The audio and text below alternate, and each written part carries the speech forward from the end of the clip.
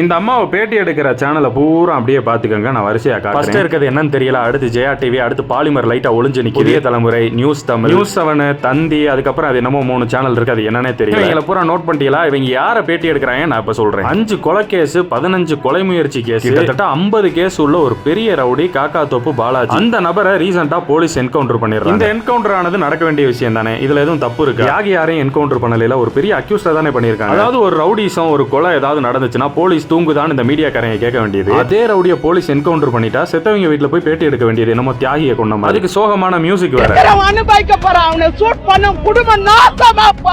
இந்த அம்மாவை சொல்றது வேஸ்ட். பெத்த புள்ள ஒரு கொலைகாரன்னு தெரிஞ்சா அவனுக்கு சப்போர்ட் பண்ணி கதறிக்கிட்டு இருக்கு. இருந்தாலும் பெத்த வயிறு இந்த மாதிரி அம்மாக்கள் இருக்கனாலதான் பல பேர் நாசமா போறேன். அது இருக்கு. ஆனா இவங்களை போய் பேட்டி எடுக்கிறாங்கல்ல அந்த நியூஸ் சேனல்காரங்க என்ன மோட்டிவ்ல பண்றாங்கன்னு எனக்கு தெரியல. இந்த பேட்டி எடுத்தாங்கல்ல அந்த நியூஸ் சேனல்காரங்க பூரா டைரக்டா ஒரு கொஸ்டின், என்ன எதிர்பார்க்கிற? போலீஸ் ஆக்ஷன் எடுக்கணுமா எடுக்க கூடாதா? மோட்டிவ் என்ன? நீங்க என்ன தாண்டா ஐடியால இருக்கீங்க சொல்லுங்கடா.